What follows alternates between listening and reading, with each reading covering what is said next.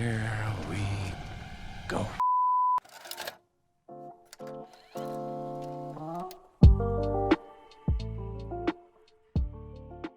By no means was I excited for a Megamind sequel, this one being Megamind versus the Doom Syndicate, but at least it gave me an excuse to rewatch the first movie and just remember how great of a Dreamworks movie that is. I feel like it often gets overshadowed by Dreamworks' huge catalog of other great films, but the fact that this one was going straight to Peacock, none of the original voice cast was returning, lots of red flags, and I should have listened to my initial intuition and thoughts because this movie is an abomination when comparing it to the first Megamind. But as we get further into this review, be sure to let me know your thoughts on this movie down below and hit that like and subscribe button if you enjoyed the rest of it. Calling this movie an abomination isn't even hyperbole.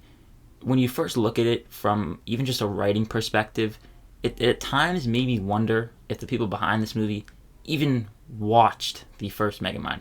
And it's funny because the original writers that were a part of that 2010 film returned for this sequel. Explain to me why the magic is now gone. Maybe it was due to the actors giving a lot of just on the fly, putting out some funny moments, going off script. I mean, you have people like Will Ferrell, Tina Fey, lots of superb comedians, so maybe that was due to it. But when you get to this movie, I wondered, one, had they even seen the first movie? Because characters, and especially Megamind and Roxanne, where that first movie ends, they are together and supposedly would probably be in the future a couple. This movie picks up 2 days after that movie.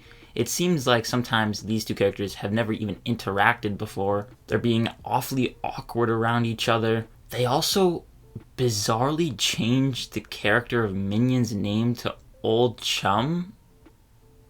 Was that supposed to be funny? The only reason I can think was that maybe it was due to like licensing with the Minions and Illumination. Maybe, but they still refer to him as Minion and then say that my name is now Old Chum.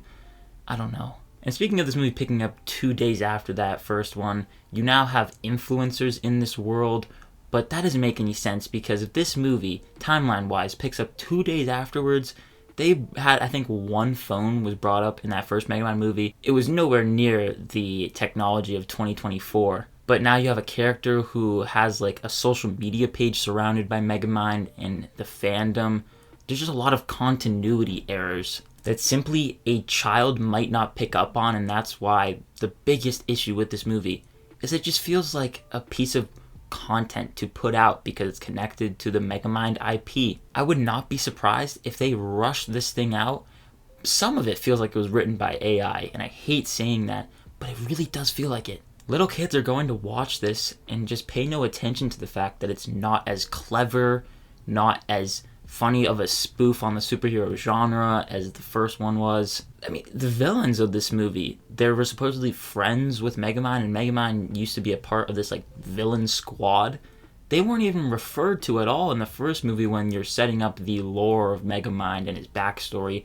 So clearly they needed a story and they felt like just reworking his backstory to just put this in, but it doesn't make sense. The connection between Megamind and Minion was a core thing. It really was essential to Megamind as a character because that was like his only friend and the person that he could really rely on when he needed some connection most in his life. I'd hesitate to call this even a movie because it's more of a long TV episode. It barely cracks that feature-length runtime, and it's also just setting up a follow-up show. This movie and a sequel series dropped on the same day, and so you can watch this movie and then go right into that sequel show.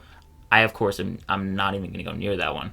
It really felt like they were just stretching out what they could to make this some sort of movie, just tag on the fact that it's a movie, a sequel to Megamind, Megamind 2, if you will. There's not really much of a story throughout the movie. Like, sometimes there will be stuff of value, but then it's also just like characters meandering. And of course the animation looked very cheap. It felt very reminiscent of stuff that I would see on like Nickelodeon. This entire project would have gone to Nickelodeon most likely had it have not been for Peacock and its streaming service now. I mean, look, the first movie didn't have like over the top amazing animation, but when you're looking at the two movies, there's a significant drop off in quality, and that also goes to the voice cast. Severely lackluster. Once again, that first movie had such superb talent. And with Megamind versus the Doom Syndicate, it felt like they just hired voice actors that I don't want to crap on them too much because I'm sure that they were trying their hardest, but they can't replicate what was so excellent about the voice talent in the first film. This is a sequel that simply offers nothing of value. It's a shame because I feel like that first movie gets overlooked sometimes. I would go as far as say it's like an underrated gem.